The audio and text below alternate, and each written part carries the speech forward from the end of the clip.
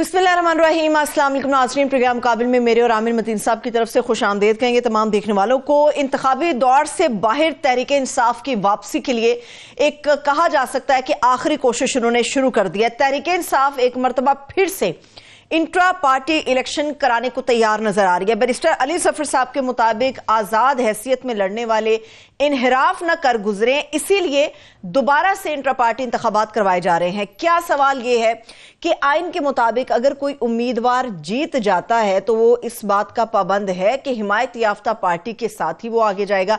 इसके ऊपर तफसील के साथ हम डिबेट करेंगे, मगर इसके साथ साथ ये भी आपको बताएंगे कि मुस्लिम लीग नवाज के 3 अहम खिलाड़ी जो सामने नजर आ रहे हैं वो तीनों मैदान में उतर चुके हैं। मरियम बीबी मैदान में आ गई हैं, शहबाज शरीफ साहब मैदान में आ गए हैं और नवाज शरीफ साहब ने बाकायदा तौर पे अपनी इलेक्शन मुहिम जो है वो शुरू कर दी है। मगर इन तीनों के अंदर जो निशाना है मुहिम का वो पाकिस्तान तहरीक इंसाफ नजर आती है। तहरीक इंसाफ पर जुल्म हो रहा है, ये पाकिस्तान पीपल्स पार्टी मान रही है, बिलावल भुट्टो जरदारी मान रही है और वो ये समझती है कि तहरीक इंसाफ के ऊपर जुल्म के जिम्मेदार सरासर मुस्लिम लीग नून है। यानी कि बिलावल भुट्टो जरदारी ने पीटीआई वालों से अपने लिए, अपनी पार्टी के लिए हमदर्दी का वोट मांग लिया है। सूरत हाल क्या बनेगी ये आपके सामने रखेंगे और इसके साथ साथ इलेक्शन में सिर्फ 2 हफ्ते बाकी रह गए हैं। कौन से बहुत बड़े बड़े सरप्राइज आइंदा आने वाले दिनों में हमारे सामने आएंगे, इसके ऊपर आमिर साहब का तजिया हम हासिल करेंगे। आमिर साहब, सबसे पहले ये सारे जो है वो आम इंतखाब के दौड़ में फंसे हुए हैं और पीटीआई जो है वो इंट्रा पार्टी इंतखाबात के अंदर फिर जा घुसी है। मतलब क्या कराएंगे, ये क्या होगा, इसका फायदा इनको? मैं समझता हूँ कि ये बड़ी इंटेलिजेंट मूव है और ये जिसने भी सोचा है सही सोचा है। ये स्टोरी समीरा रियाज जर्नलिस्ट ने की है उन्होंने, और इसमें क्योंकि पहले ये खबर हल्की सी चल रही थी मगर कंफर्मेशन नहीं आ रही थी, तो उन्होंने अली ज़फ़र साहब की, बैरिस्टर अली ज़फ़र की कॉन्फर्मेशन इसमें डाली हुई है कि बिल्कुल इलेक्शन से पहले वो इंट्रा पार्टी इलेक्शन करवाना चाह रहे हैं। सूरत हाल ये है कि इलेक्शन तो अब होने जा रहे हैं और इलेक्शन का सबसे बड़ा सवाल ये है कि पीटीआई, जिससे बल्ले का निशान तो ले लिया गया है, एक रिव्यू पिटीशन के लिए अभी तक वो गए नहीं। अगर चले भी जाते हैं तो उनको रिलीफ मिलना तकरीबन नामुमकिन है कि मान भी लिया जाए कि ठीक है वो नहीं था तो भी वो वक्त गुजर चुका और बैलेट पेपर की जो है अशात शुरू हो गई भी है, तो अभी उसको रिवर्स नहीं किया जा सकता। तो अगर मान भी ले सुप्रीम कोर्ट तो उनको रिलीफ नहीं मिल सकता। तो सवाल अब ये है कि इलेक्शन अगर हो जाते हैं, उनके लोग इंडिपेंडेंट के तौर पे वो इलेक्शन कॉन्टेस्ट कर रहे हैं, तो क्या वो फिर ज्वाइन कर सकेंगे पीटीआई को? तो क्योंकि वो अहम इसलिए भी है कि 2-3 चीज़ों के हवाले से। एक तो ये है कि मखसूस 60 के करीब नेशनल असम्बली की सीटें हैं और तकरीबन मेरा ख्याल 267 के करीब जो हैं 227 जो हैं प्रोविंशियल असम्बली की भी कोटा की सीटें मिला लें तो ये बन जाती हैं। तो क्या ये एज अ पार्टी उनको मिलेंगी? नहीं मिलेंगी, वो तभी मिलेंगी अगर वो उनके पास बल्ले का निशान अगर नहीं है तो फिर कैसे मिलेगी? तो ये क्वेश्चन था कि जनाब वो अभी भी ये इलेक्शन कमीशन का ये कहना था कि उनकी पार्टी की रजिस्ट्रेशन अभी कैंसिल नहीं हुई, बल्ले का निशान ज़रूर ले लिया गया है कि उनके इलेक्शन कल अदम हुए हैं।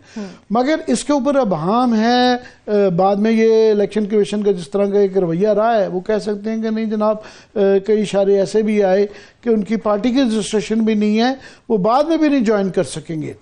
तो उसका दूसरा एक क्वेश्चन ये है कि पीटीआई जो है उनके जब इंडिपेंडेंट होंगे तो बाद में इलेक्शन के बाद एक कट ऑफ डेट दी जाती है कि ये मखसूस सीटों की अलॉटमेंट से पहले कि अगर इंडिपेंडेंट लोग पार्टीज ज्वाइन कर लें तो उनको कोटे पर, उन पार्टीज को जिन पार्टी को वो ज्वाइन करते हैं इंडिपेंडेंट्स, तो कोटे की सीटें मिल जाती हैं। तो क्या वो पीटीआई ज्वाइन कर सकेंगे? तो ये एक अबहम है। तो मेरा ख्याल उस अबहम को दूर करने के लिए ये अब आज जो है इस स्टोरी के अंदर ये जिक्र किया गया है, जिसकी कॉन्फर्मेशन अली ज़फ़र साहब ने की हुई है और ये प्रोड्यूसर साहब दिखा भी सके। तो कि हाँ हम इलेक्शन करवाना चाहिए। अब मैं समझता हूँ ये बड़ी ही इंटेलिजेंट मूव है कि अगर पहले वो इलेक्शन ये करवा लेते हैं तो जो ऑब्जेक्शंस की हुई हैं इलेक्शन कमीशन ने, टेक्निकल ऑब्जेक्शन है कि 2-3 ऑब्जेक्शन फॉर एग्जांपल उनका ये था कि जनरल सेक्रेटरी साहब ने इलेक्शन कमिश्नर को क्यों अपॉइंट किया, ब्ला ब्ला, 2-3 टेक्निकल। सुप्रीम कोर्ट को के इलेक्शन कमीशन से भी आगे जाके उन्होंने कुछ अपना जो कि ये ऑब्जेक्शन आई कि ये ट्रायल कोर्ट कर सकता था, और बार उनकी भी ऑब्जेक्शन आई है।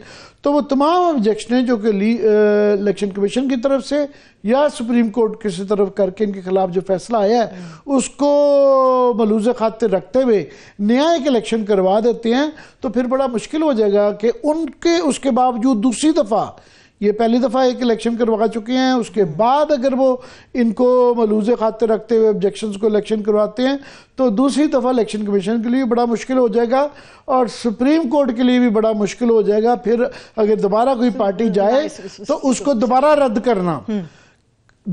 करना तो ठीक है। वो फिर वो जो ये कहा जा रहा है कि ये मुबैना मेंबरान को नहीं पार्टिसिपेट करने दिया गया था, ब्ला ब्ला लिस्टें हैं, तो ये एक इंटेलिजेंट मूव होगी तो फौरन उसके बाद पीटीआई का ये मसला टेक्निकली मैं समझता हूँ हैंडल हो जाता है कि इलेक्शन होंगे इंडिपेंडेंट। अब वो अलग बहस है कि इंडिपेंडेंट के तौर पे कितने लड़ पाएंगे नहीं लड़ पाएंगे, मगर जितने भी लड़ पाएंगे तो वो पीटीआई को ज्वाइन कर लेंगे। सो वो स्टेज नहीं आएगी कि वरना अगर इंडिपेंडेंट वो रहते हैं तो उनको किसी को भी कान में रोड के कोई इस पार्टी में वोट डलवा लें, किस तरह में वोट डलवा ले, तो डिफेक्शन का बहुत ज़्यादा इस्तेमाल रहता है, तो डिफेक्शन ख़त्म हो जाएगी, वो सारे दोबारा पीटीआई में आ जाएंगे और पीटीआई को कोटे की सीटें मिल जाएंगी, तो उनके इस मसले का हल निकल आता है। आमिर साहब, जिस तरह से आपने बात की सुनने में तो लग रहा है कि वाकई टेक्निकली बड़ी अच्छी मूव है, लेकिन एक ये सवाल भी उठ रहा है कि इंट्रा पार्टी इलेक्शन एक लेंथी प्रोसेस है, पूरा 2 हफ्ते सिर्फ बाकी रह गए। पहले जिन्होंने इंट्रा पार्टी इलेक्शंस करवाए थे वो तो अब अपनी मुहिम्मात के अंदर मसरूफ हैं, वो पार्टी के अंदर ये सारा शफाफियत से कैसे करेंगे और क्या इसको फिर एक्सेप्ट किया जाएगा, वही आप वाली बात है। क्या सेकंड टाइम ये ऐसे चांसेस मौजूद हैं कि इसको फिर से रिजेक्ट कर दिया गया? ये एक सवाल यही था कि ये जो पार्टी का इलेक्शन जो है ये हर पार्टी का आईन है, और सुप्रीम कोर्ट पर जो तनकीद की गई वो यही की गई कि उन्होंने ये जो सर्टिफिकेट दे दिया है तो ये काफ़ी है। पर सुप्रीम कोर्ट ने ये कहा, ये तनकीद अपनी जगह में, और उनका ये कहना था कि जनाब ये एक सेम्बलेंस ऑफ नज़र आना चाहिए कि इलेक्शन हुए हैं। तो उनकी जो रिक्वायरमेंट उन्होंने दी हैं, जो ऑब्जेक्शंस चंद की गई हैं कि ये फ़लाने मेंबरान को एतराज़ था, उनको मौका नहीं दिया गया, तो ये रिक्वायरमेंट पूरी करके कोई वो प्रोसेस ये नहीं होगा, वो 1-2 दिन के अंदर वो किया जा सकता है। इसके अंदर कोई, मेरा नहीं ख्याल है कोई मुश्किल काम है कि बाकी सबके भी ऐसे ही हुए हैं। तो बहरहाल अब एक ऑब्जेक्शन आ गई है, उन ऑब्जेक्शन को मलूज़े खातिर रखते हैं 1-2 दिन के अंदर ये इलेक्शन करवाए जा सकते हैं। तमाम तर वो जो ऑब्जेक्शन रेज की गई हैं उसको पूरा किया जा सकता है, तो वो करने के बाद फिर बड़ा मुश्किल हो जाता है इलेक्शन कमीशन के मसले का हल निकल आता है। अब देखिए, वो इसलिए भी याद रहे कि नून लीग के साथ भी ये हुआ था, जस्टिस साकिब निसार ने, मगर वो सिर्फ सेनेट की इलेक्शन तक महदूद था कि सेनेट की टिकटें जो थी वो मियां नवाज शरीफ साहब ने अपने दस्तखत कर दिए थे, अदालत की तरफ से ऑब्जेक्शन आई थी कि ये नाअहल हो चुके हैं, इनके सिग्नेचर के साथ आप टिकटें नहीं दी जा सकती थी, तो उनसे निशान ले लिया गया था। वो नून लीग के नहीं है, अभी भी 6 मेंबर सेनेट के जो हैं वो इंडिपेंडेंट हैं।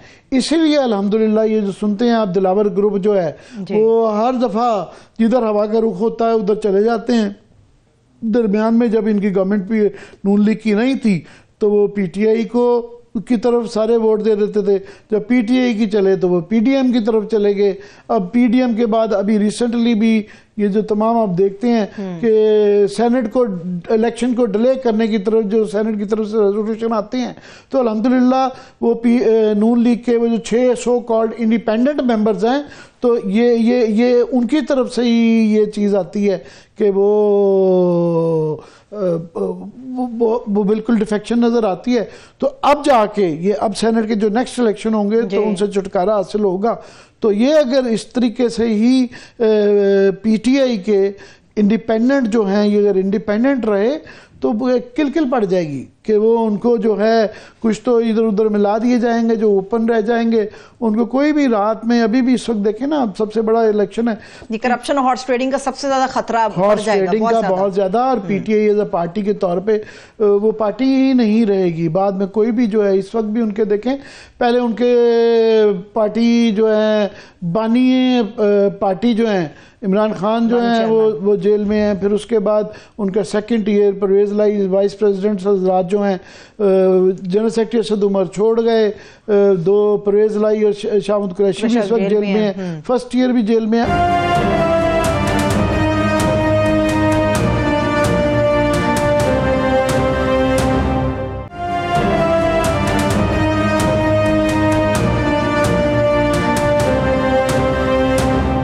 अभी सूरत ये है कि उनके जो नॉमिनेशन हमायत कर रहे थे वो उठाए जा रहे थे। अभी उनके जो नेक्स्ट स्टेज आनी है कि जब इलेक्शन होंगे तो उनके जो वहाँ पे जो लोग बैठे होंगे पोलिंग स्टेशन, पोलिंग एजेंट उठाए जाएंगे, तो उसके बाद जो लोग जीत जाएंगे तो उनके ऊपर उनकी तो शामत रहेगी। तो ये एक तरीका निकल आएगा कि उसके बाद वो फ़ौरन उनको जो पीटीआई के होंगे वो पार्टी ज्वाइन कर लेंगे, तो वो बच जाएंगे फिर उसमें, तो वो मेरे ख्याल है पार्टी में बच जाते हैं। फील्ड की भी तो बात है ना, फील्ड ही नहीं उनको तो मिल रही। इस तरह के इलेक्शन का मैं बार बार ये बात करती हूँ कि नताइज क्या है, मकासद क्या है इस बात के। पहले एक तरफ हो रहे हैं इलेक्शन, मगर वो ये सामने आ रहा है कि जाली इलेक्शन हो रहे हैं, फिर उन इलेक्शन की बुनियाद पे धड़ेबंदियां होंगी, फिर उन इलेक्शन की बुनियाद पे हुकूमत बनेगी, और ये हमारी जमहूरियत का धड़न तख्ता है। जिस जमहूरियत की बात ये करते हैं उस इलेक्शन के लिए तो शफाफ इलेक्शन चाहिए, मगर जिसमें फील्ड ही नहीं है, तराजू ही कोई उठा के भाग गया है, लेवल प्लेइंग फील्ड ही नहीं है, तो वहां पर क्या होगा इलेक्शन? भाई ये एक तो सूरत है। ये इलेक्शन के अंदर जो है इसका जो है ये जो बड़ा आसान तज़िया होता था ना पहले, कि आप ये देखते थे जिन्हें पिछले इलेक्शन के अंदर जो है इतने इलेक्शन वोट लिए, अब इतने लेने हैं, ये बरादरियाँ, ये कैंडिडेट्स हैं। तो अभी तो हम यही नहीं तयन कर पा रहे कि वहाँ पे फील्ड होगी क्या, फील्ड के अंदर कितने प्लेयर होंगे और उनकी पोजीशन क्या होगी। अगर क्रिकेट की पार्लेंस में इस्तिलाह के अंदर वो उसको देखा जाए तो वो ही क्लियर नहीं है, और अभी भी मज़ीद क्लियर नहीं है कि आया किसको लड़ने दिया जाएगा, नहीं लड़ने दिया जाएगा। मगर बहरहाल फिर भी एक छोटा मोटा जैसा कभी होगा इलेक्शन होगा तो सही। अब वो एक अलग बहस है, ये काफ़ी सारे सवाल हैं कि उस तरह की जो अगर की जाएगी, अगर बहुत ज़्यादा ज़बरदस्ती धांधली की जाएगी तो उसका रिएक्शन क्या आएगा। क्योंकि माजी के अंदर जब भी कोई इलेक्शन का एक वैसे आप जोर जबर करना एक और चीज़ होती है, इलेक्शन के मौके पे जब लोग मोबिलाइज हो जाते हैं तो माजी में मैं खुदा न खास्ता हमारे मुंह में खाक हम दोहराना पसंद नहीं करते कि 1970 में भी इलेक्शन कंट्रोवर्सी पे ये हुआ हुआ है, 1970 में भी मार्शल इलेक्शन कंट्रोवर्सी पे हुआ हुआ है। सो पाकिस्तान की या दुनिया भर की ये तारीख रही है कि इलेक्शनों की कंट्रोवर्सी के बहुत नुकसानात होते हैं, ज़्यादा बड़ी हो तो वो एक बहस है। तो ये क्लियरली नज़र आता है, इसके ऊपर कोई बहस ही नहीं है कि आप जो इस तरह के धांधली के साथ और बुरे हालात से जोर कितनी की ज़बरदस्ती कर सकते हैं। पाकिस्तान में तमाम इलेक्शंस के अंदर वो कंट्रोवर्शियल रहे, हल्की फुल्की होती रही, मगर उसकी एक्सटेंट क्या होगी 19-20 का नहीं। जब आप कह रहे हैं कि 2 और 20 का फर्क डालना है तो फिर लोग होते हैं, मोबिलाइज होते हैं, एक रिएक्शन भी होता है, उस रिएक्शन को आगे कैसे बांधा जाएगा। सही है, सो ये एक सवाल है। और क्या उससे सियासी अदम इस्तेहकाम जो होगा तो क्या उसके बाद कोई जो गवर्नमेंट आएगी वो स्टेबल गवर्नमेंट हो सकती है? वैसे मुस्लिम लीग नून तो इस वक्त अपने लिए हुकूमत देख रही है कि अगली हुकूमत हमारी होने जा रही है। नून लीग ने बाकायदा जो मुहिम शुरू की है, नवाज शरीफ साहब जो हैं आज मानसहरा पहुंचे हुए थे, और जो चीज़ें सामने आई हैं, जो दावा किया जा रहा है मानसहरा में इतना बड़ा शायद जलसा कभी नहीं हुआ, जो चीज़ें हक़ाइक़ के ऊपर आ रही हैं 50-50 इसके ऊपर चीज़ें चल रही हैं। मगर आमिर साहब सिर्फ एक ही बात हो रही है, हम आपके लिए एयरपोर्ट बना देंगे, हम आपके लिए मोटरवे बना देंगे। मानसहरा के बड़े मसाइल में ये है कि वहाँ पर खेलों के मैदान नहीं है, पीने का साफ पानी नहीं है, कब्रिस्तान की जगह वहाँ पर नहीं है, लोगों का मेयार ज़िंदगी बेहतर नहीं। ये 4 बड़े पॉइंट्स हैं जिसके ऊपर नवाज शरीफ साहब ने आज गुफ्तगू नहीं की। अवाम से आप वोट किस लिए मांग रहे हैं? भाई पहली बात तो ये है कि नवाज शरीफ साहब जो हैं वो पंजाब के अंदर जो है वहाँ पे सिर्फ हाफिजाबाद में मीनार पाकिस्तान के बाद हुआ, वो जलसा कोई बड़ा नहीं था, बड़ा क्या बहुत दरमियाना भी नहीं था, बहुत छोटा, और उनके कद के लीडरशिप 3 टाइम प्राइम मिनिस्टर की शान के मुताबिक तो बिल्कुल भी नहीं था। तो पंजाब से दौड़ के, लाहौर से दौड़ के, जहाँ पे वो इलेक्शन लड़ रहे हैं, जहाँ पे उनका सारा ख़ानदान लड़ रहा है, 4 लोग उनके ख़ानदान के लाहौर से इलेक्शन लड़ रहे हैं। लाहौर के अंदर जो है वो जलसा नहीं कर रहे हैं, पंजाब के अंदर नहीं कर रहे हैं, वो मानसेरा चले गए हैं। तो मानसेरा में ये ज़रूर है कि वो बिल्कुल मुनासिब हुआ है। पर जो उन्होंने बातें की हैं, ये मरियम बीबी यही करती हैं कि जहाँ जाती हैं ये लोग, यही एक तरीका कार रहा है। ये एक पुराना, मैं समझता हूँ, तरीका कार रह गया हुआ है कि जिधर जाओ वहाँ के लोगों को, मरियम बीबी ने भी लाहौर के अंदर जहाँ गई, उन्होंने कहा मेरी जिम्मेदारी है, यहाँ पे वो लंबे लंबे ख्वाब दिखा दिए जाते हैं कि सड़कें, पुल, एयरपोर्ट, ये वादे कर दिए जाते हैं। मगर मैं समझता हूँ कि ये जो इलेक्शन है, इसका ये इस चीज़ के ऊपर नहीं हो रहा कि कौन क्या देगा। लोगों को ये पता है कि जनाब ये जो आप वादे कर रहे हैं आप, कि शहबाज शरीफ साहब भी इस तरह के वादे आज कर रहे थे, उनकी तकरीर में भी था कि मैं इतनी नौकरियां दे दूंगा, लैपटॉप दे दूंगा, नौजवान मुझे वोट दें अगर उनको लैपटॉप चाहिए। तो लोग ये सवाल करते हैं कि जनाब 16 महीने आपकी गवर्नमेंट थी, तो ये सारी चीज़ें जो आप वादे कर रहे हैं उसमें क्यों नहीं दे सके? वो इसलिए नहीं दे सके कि ये इसके लिए रिसोर्सेज कहाँ से लाई जाएंगी। अब लोगों में इतना शऊर आ गया है कि लोग पूछते हैं कि ये जो आप कह रहे हैं कि ये चीज़ें देंगे, इसके लिए पैसा कहाँ से आएगा?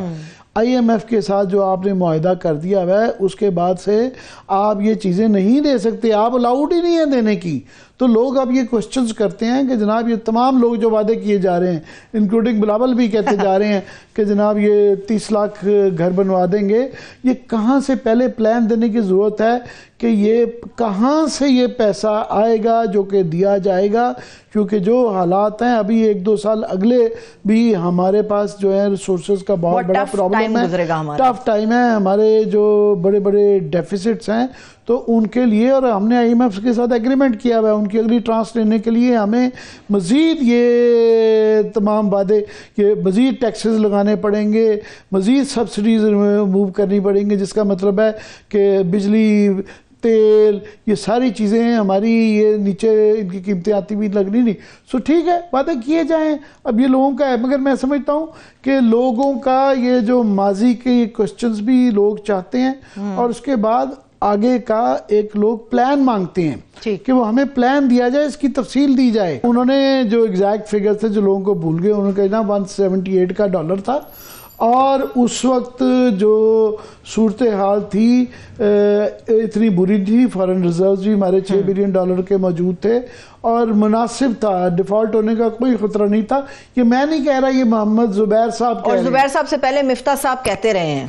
मिफ्ता साहब ने तो ये जो वादे किए जा रहे हैं ना सड़कों के, इंफ्रास्ट्रक्चर के, उन्होंने तो बिल्कुल ही इस आर्गुमेंट का इनके मेन और इनकी याद रहे कि गवर्नमेंट के अंदर जो थोड़ा सा डिलीवर किया था वो मिफ्ता साहब के और शाहिद खान अब्बासी की परफॉर्मेंस जो थी 2017 के बाद 2018 तक स्लाइटली बेहतर थी, जब तक डॉक्टर साहब नहीं आए थे वो बेहतर थी। उन्होंने तो इनके प्लैंक्स होते हैं कि जनाब, एक ये कहते हैं कि हमने ये सड़कों का जाल बिछा दिया, मोटरवेज बना दी, और दूसरा इनका एक होता है क्रेडिट, ये मांगते हैं कि हमने बिजली के इतने ज़्यादा प्लांट लगा दिए, लोड शेडिंग खत्म कर दी। उन्होंने कहा, मुफ्ता साहब का ये आर्गूमेंट, और मैं बिल्कुल उनसे एग्री करता हूँ। उन्होंने कहा जी पाकिस्तान का जो सत्यानाश हुआ है, जो मौजूदा क्राइसिस चल रहा है, ये सिर्फ इन 2 चीज़ों की वजह से, गलत पॉलिसी की वजह से रहा। आप मैन्युफैक्चरिंग सेक्टर में लगाते हैं जिससे कि आपकी एक्सपोर्ट बेहतर हो और आपको पैसा आए।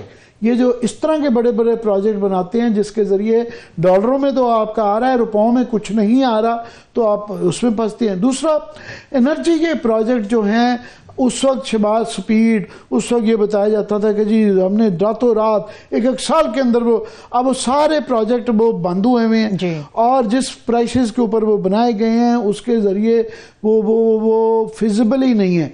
डेट ट्रैप उसकी वजह से हमें बढ़ गया है, कर्जे बढ़ गए हैं, और डॉलर्स के अंदर कर्जे हैं, और वो इतनी महंगी बिजली बन रही है कि अब हम पेट्रोल खरीद नहीं सकते हैं, फ्यूल के पैसे नहीं हैं, और लोड शेडिंग हो रही है। तो वो बुरे तरीके से वो जो प्रोजेक्ट लगाए गए थे एनर्जी और स्ट्रक्चर, ये दो सबसे बड़े फ्लॉज हैं। अब उसको दोबारा बेचना लोगों के पास जाके कि माजी का भी क्रेडिट लेना और फ्यूचर में भी बेचना, तो पहले अपने ही लोग जो हैं कम से कम उनको, मिफ्ता इस्माइल को शायद खान अब्बासी भी सच बोलना शुरू हो गए हैं, उसके बाद मोहम्मद जुबैर साहब सच बोलना शुरू हो गए हैं। इनके जो अपने लोग हैं, इनके स्पोक्समैन रहे हुए हैं, एक इनके फाइनेंस मिनिस्टर रहे हुए हैं, एक इनके मोहम्मद जुबैर साहब भी स्पोक्समैन रहे हुए हैं, एक प्राइम मिनिस्टर रहे हुए हैं इनके शाहिद खान अब्बासी। सो उन लोगों से ही बता दें कि वो झूठ बोल रहे हैं या आप सच बोल रहे हैं। सो ये एक फैसला कर लें। सो मेरा ख्याल है कि ये जो नारे मारते रहना कि हर इलाके में जाके मानसेरा जाएं और आप कहें जी यहाँ पे एयरपोर्ट पहुँचा देते और ये कर दे, तो वो अभी ये मामला नहीं चलेगा। यहाँ इलेक्शन के ऊपर स्टेक में बड़ा कुछ और डिबेट चल रही है। ठीक है, और भी बहुत सारी डिबेट में चीजें आ रही हैं। ग्राउंड के अंदर एक सवाल है, फिर ब्रेक की तरफ चलते हैं। ग्राउंड के अंदर चलिए मैं सवाल छोड़ देती हूँ, ब्रेक से वापस आके इसके ऊपर बात करते हैं। ग्राउंड के अंदर आमिर साहब हमें इस वक्त मुस्लिम लीग नून नजर आ रही है, ग्राउंड के अंदर हमें पाकिस्तान पीपल्स पार्टी नजर आ रही है। Where is PTI? पीटीआई कहां पर है? पीटीआई क्या करेगी, कहां पर है? ब्रेक से वापस आके ग्राउंड में जो नजर आ रही है उनको जलसे करने दिए जा रहे हैं, दूसरों की पार्टी के लोग ही जेल में हैं, तो क्या इलेक्शन सिर्फ सोशल मीडिया पर बैठ के लड़ा जा सकता है? पीटीआई के हवाले से आमिर साहब से बड़ी तफसील से हम बात करने जा रहे हैं। Stay with us.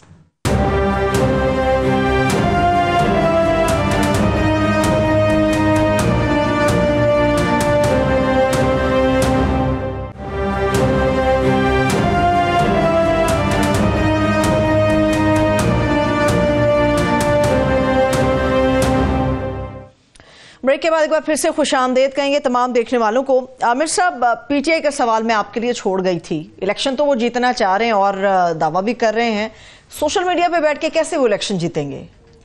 भाई ये तो सबसे बड़े सवाल हैं कि यहाँ पे ये सवाल है ही नहीं है कि कौन कितने वोट देगा। तो वो हमने तो देखना है क्या कंडीशंस क्या हैं जिसके अंदर वो इलेक्शन हो पाएंगे। अभी तक जो नज़र आ रहा है वो बड़ी ही बुरी सूरत हाल है और तमाम ही यहाँ पे पाकिस्तान में कोई ऐसा ऑब्जर्वर नहीं है, इंटरनेशनल ऑब्जर्वर नहीं है जो ये कह रहा है कि ये इन हालात में जो इलेक्शन होंगे उसके मुल्क के लिए किसी के लिए भी कोई अच्छे नताइज नहीं है। कोई भी इसके अंदर इस्तेहकाम नहीं आ सकता, ना सियासी ना मुआशी, ना एक इंतशार की सूरत हाल है जिस तरीके से किया जा रहा है। सो लिहाजा ये ठीक है, मगर उसके बावजूद मैं ये ज़रूर कहूँगा कि अंडर द सर्कमस्टांसेस जो उनकी छोटी मोटी जो इवन लोकल लीडर्स की जलसे हो रहे हैं, ख़ासतौर पे केपी के अंदर, पीटीआई के अंदर, उसके अंदर बेताशा क्राउड नज़र आ रहा है। हाफिजाबाद से कम वो बड़े उनके छोटे लीडरान के जलसे हो रहे हैं, मगर पर ये भी क्लियर नहीं है कि क्या बनेगी इलेक्शन वाले दिन, किन हालात में इलेक्शन होंगे, किसको अलाउ किया जाएगा, पोलिंग एजेंट जाएंगे नहीं जाएंगे, कितने लोग पकड़े जाएंगे। तो ये अभी ओपन टू क्वेश्चन है। ये ठीक है, एक और भी आम मामला है आमिर साहब, पीटीआई से रिलेटेड है, पीटीआई से वो भी रिलेटेड है, वो मैं आपके सामने रख देती हूँ। अभी एक कॉल दे दी गई है कि 28 जनवरी से ऑनवर्ड इंतखाबी मुहिम शुरू होगी। अभी तो जो दूर दराज से निकल रहे हैं उनके लिए स्पेस नहीं निकल रही, हर बंदा ही सड़क पे निकल आएगा पीटीआई का, तो क्या होगा फिर 28 को? क्या समझते क्या होगा जब ये लोग इंतखाबी मुहिम करेंगे? नहीं, उनकी मेरे ख्याल इंतखाबी मुहिम जो का एक पैटर्न नज़र आ गया है कि इनके यहाँ इनकी ज़ाहिर है बड़े लीडर आएंगे तो बड़े बड़े जलसे करवाने पड़ेंगे। उनके यहाँ लोकल लीडर ही है, उनके यहाँ ये आप जो शेर अफजल का दिखा रहे हैं, तो लोकल कॉन्स्टिट्यूंसी वो बनेर के अंदर जो मैं देख रहा था गौर खान का जो है वो काफ़ी बड़ा क्राउड हो रहे हैं, तो उनके लोकल लीडर्स जो चल रहे हैं उनके भी मुनासिब वो वहाँ पे लोग इकट्ठे हो रहे हैं। सो ये बस सिलसिला चलेगा। ये पहले से जितने भी माजी के अंदर इंतखाबात होते रहे हैं इसका पैटर्न टोटली डिफरेंट है। सो ये बड़ा मुश्किल है जज करना कि जलसों से आप तयन कर सकें कि 8 फरवरी को क्या होगा, ये बड़ा मुश्किल है।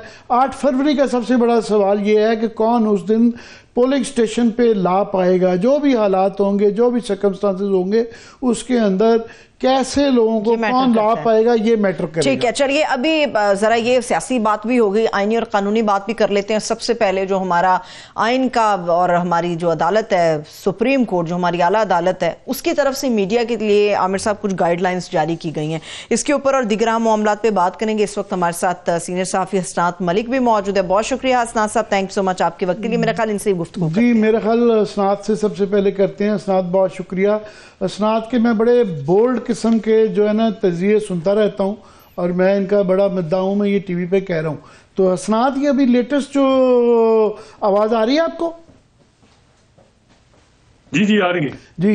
ये अभी जो एक नई शराइत कर दी गई हैं कि सुप्रीम कोर्ट के अंदर आप लोग बड़े अरसे से कर रहे हैं, आप मेरा कई दाइयाँ ही हो गई हैं, हमें भी हो गई हैं, मगर इस तरह के पहले कभी शराइत थी और ये जो अभी एकदम, इसकी क्या वजह है इतनी सख्त किस्म की जो ये कोड ऑफ कॉन्डक्ट कर दिया गया है कि यूं होगा, क्यों और कैसे? बहुत शुक्रिया आबिद साहब। ये हमारे लिए भी बड़ी हैरानगी सुबह हुई हम सब के लिए कि भाई ये नोटिफिकेशन क्यों जारी हुआ, और उसमें 2-3 चीजें बड़ी अहम थी। एक ये थी कि मीडिया हाउस का एक सहाफी होगा। अब इसमें यह है कि हर मीडिया हाउस की तो अखबार भी है, टीवी चैनल भी है, क्या सिर्फ मीडिया हाउस का एक सहाफी है? फिर ये था कि जी इदारे का आपके पास कार्ड होना। तो हम देख रहे हैं कि बहुत सारे हमारे यूट्यूबर दोस्त जो हैं वो सिर्फ सुप्रीम कोर्ट की प्रोसीडिंग करते हैं, वो किसी टीवी चैनल के साथ नहीं है। तो क्या उनकी पाबंदी है, उनको नहीं आने दिया जाएगा? तो लेकिन जब 2-3 घंटे सोशल मीडिया पे इस पे बड़ा क्वेश्चन हुआ है इस नोटिफिकेशन को, तो उसके बाद जो है वो PRO साहब ने राब्ते किए सीनियर सहाफियों के साथ और उन्होंने बड़ा क्लियर कहा कि कोई किसी किस्म की कतगन नहीं है, ये सारी चीजें जिस तरह रूटीन की चल रही हैं इसी तरह रूटीन की चलेंगी। फिर हमने देखा कि एक जो सहाफ़ी जो एक तो सुप्रीम कोर्ट की बीट मुस्तकिल करते हैं, इसके अलावा जो सहाफ़ी जो वॉलंटियर कई दफ़ा सुप्रीम कोर्ट में आते हैं, तो वो 50-60 सहाफ़ियों की भी एक लिस्ट जारी हुई कि ये सहाफ़ी भी आ सकते हैं। तो मेरा ख्याल है कि जिस तरीके जो एक क्रिटिसिज्म आया तो उससे थोड़ा सुप्रीम कोर्ट भी बैकफुट पे हो गई, और बज़ाहिर ये लग रहा है कि सुप्रीम कोर्ट के अंदर भी इस तज़ब्ज़ुब है, चाहे वो GIT का बनना है, चाहे वो ये नोटिफिकेशन जारी होना। और जस्टिस रतन की अगर आप स्पीच सुने तो वो तो बड़ा क्लियरली उन्होंने कहा है कि जी फ्रीडम ऑफ स्पीच हर एक का हक है और जजेस को इन चीज़ों में से परेशान नहीं होना चाहिए। तो ये बड़ा वाज़ेह हो गया है कि सुप्रीम कोर्ट कम अज़ कम GIT के बनने और ये जो इस किस्म के इक़दाम किए जा रहे हैं, सुप्रीम कोर्ट किसी तरह भी यूनाइटेड नहीं है। मेरे ख्याल में चीफ जस्टिस काजी फैसल को भी अपनी पोजीशन क्लियर करनी चाहिए। क्या वो समझते हैं या उनकी वहाँ पे सारी चीजें हो रही हैं? 12 बजे जो है बार के मेंबरान जो है वो मुतालबा करते हैं कि जी इस मामले को प्रोब करना चाहिए। जो हमें भी कोई 30-35 साल यही काम करते हुआ है और तमाम ही लोअर जुडिशरी से लेके हाई कोर्ट सुप्रीम कोर्ट जाते रहे हैं। ये इनमें से काफ़ी ऐसी चीज़ें जिनसे कोई आपका हमारा कोई डिसएग्रीमेंट नहीं है।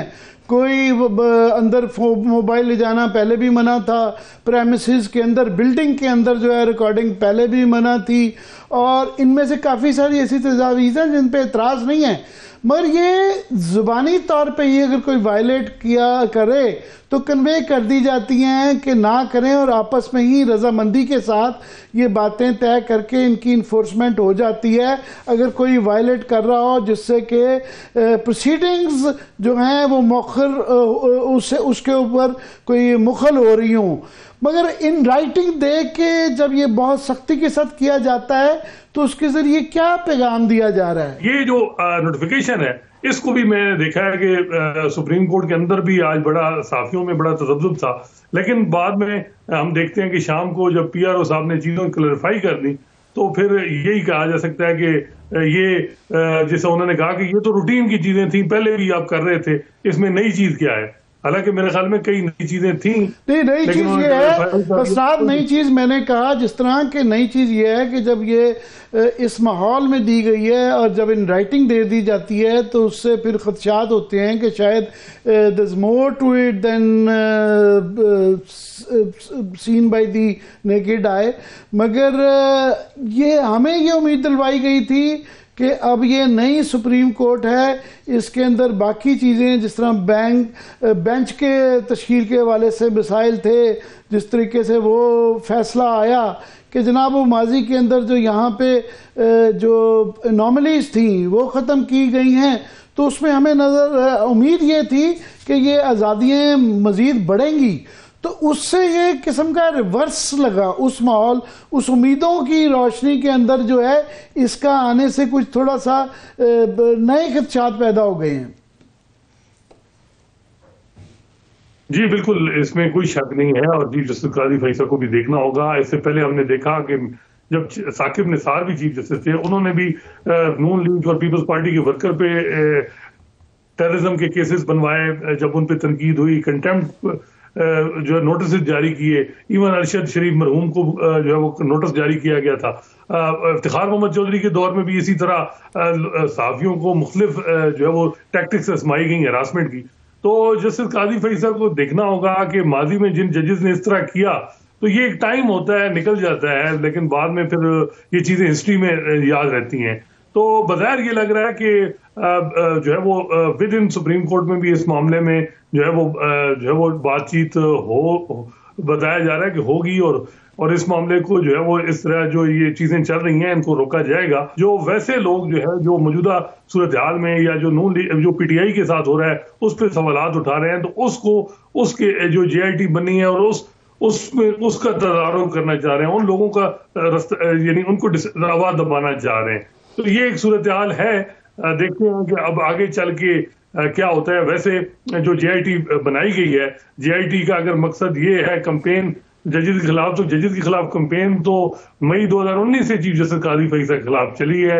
उसमें तो बड़े बड़े लोग थे, और इसके अलावा वकार सेठ मरहूम फार्मर से पिशावर हाई कोर्ट के चीफ जस्टिस, उनको सिटिंग उस वक्त के लॉ मिनिस्टर ने ज़हनी उनका तवाज़ुन कहा कि ये ज़हनी तौर पे ठीक नहीं है। इस किस्म की भी चीजें आई।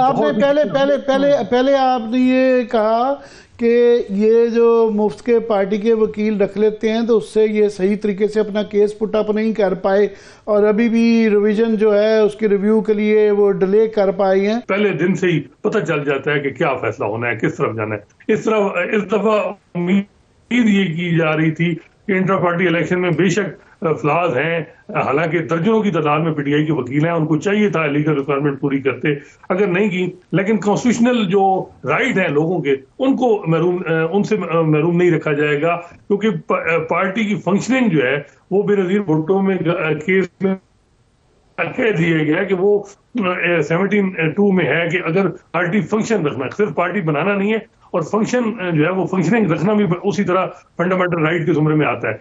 तो लेकिन जो है वो मेरा ख्याल है कि जजेस जो है चीफ जस्टिस काजी फैसल, हालांकि वो उन्होंने, हम देखते हैं कि 62-63 में के हवाले से जुरिस्प्रूडेंस उनकी ये है कि सियासतदानों को टेक्निकल बुनियादों पे नॉकआउट नहीं करना चाहिए, और नवाज शरीफ ये बिल्कुल वो 5-6 जो क्रिटिक आई उस फैसले के ऊपर फैसल साहब के, वो यही 5-6 ऑब्जेक्शंस आई। एक ये जो आप कह रहे हैं कि पार्टी के भी बुनियादी हकूक होते हैं जिस तरह के फ़र्ज के होते हैं, फिर ये कि ये ट्रायल कोर्ट में ये चीज़ें आनी चाहिए थी, सुप्रीम कोर्ट में नहीं।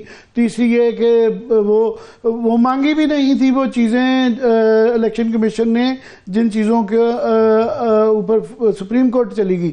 मगर आपका ये कहना है कि अगर ये करवा भी लें इंट्रा पार्टी इलेक्शन तो भी इसका कि वो सही हुए या नहीं इलेक्शन कमीशन ने और सुप्रीम कोर्ट ने फैसला करना है, यही कह रहे हैं आप?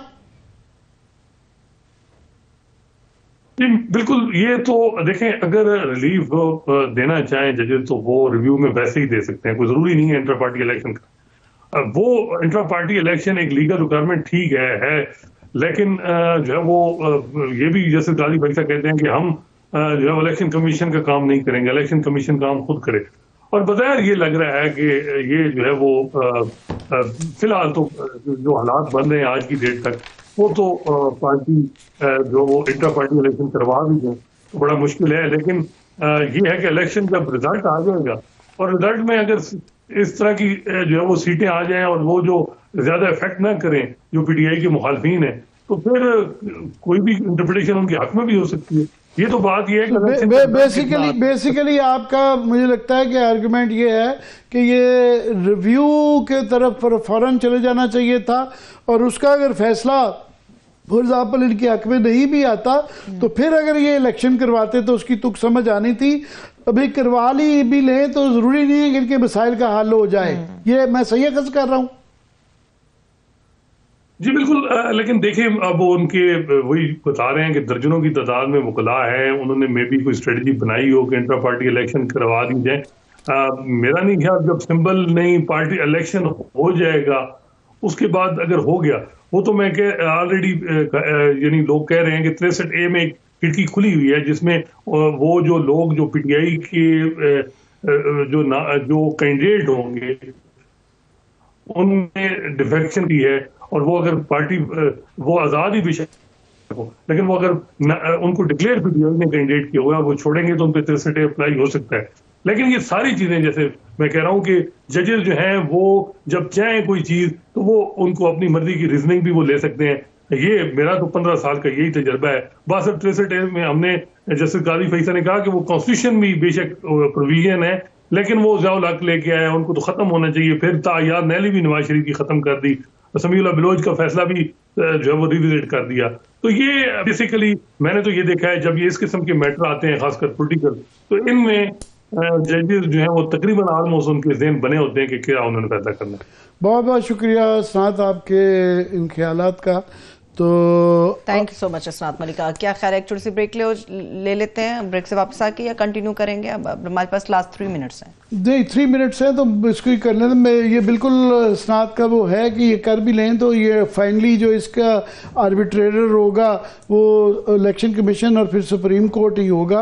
वो मेरा ख्याल है कि ये बड़ा मुश्किल हो जाएगा कि इसकी उनकी ऑब्जेक्शंस की रोशनी में भी एक दफ़ा इलेक्शन करवा लें। तो उसके अलावा पहले ही जितना इलेक्शन कमीशन के ऊपर तनकीद हुई है और जितनी के सुप्रीम कोर्ट के फैसले के ऊपर भी हुई है कि उसके अंदर इंडिपेंडेंट बेताशा लोगों ने इसके ऊपर एतराज़ किया है, तो अगर इसके करने के बाद भी अगर वो नहीं चलता तो एक वो कर लेने में वो बड़ा मुश्किल हो जाएगा। लेकिन रिस्क फैक्टर आमिर साहब बहुत ज़्यादा है, बहुत बड़ा रिस्क इधर में है कि वैसे भी जो इलेक्शन कमीशन ने ये कहा है, एक तरफ तो वो उनकी तरफ से ये एक बयान आया कि पॉलिटिकल पार्टी की हमने रजिस्ट्रेशन नहीं कैंसिल की, हमने सिर्फ इलेक्शन उनके जो है वो उनको कैंसिल किया है कि वो ठीक नहीं है। तो मगर ये अभी भी ओपन टू इंटरप्रिटेशन है। तो ये अभी मगर रिव्यू इन एनी केस मैं समझता हूँ वो सही स्नात कह रहे थे कि रिव्यू में डिले की तुकड़ी समझ आती कि आपने एक हफ्ता हो गया और अभी तक रिव्यू नहीं किया, इनको अगले दिन दायर कर देना चाहिए था। उसके अंदर पता नहीं क्या वो है, रिव्यू का इलेक्शन करवाने से कोई ताल्लुक नहीं है।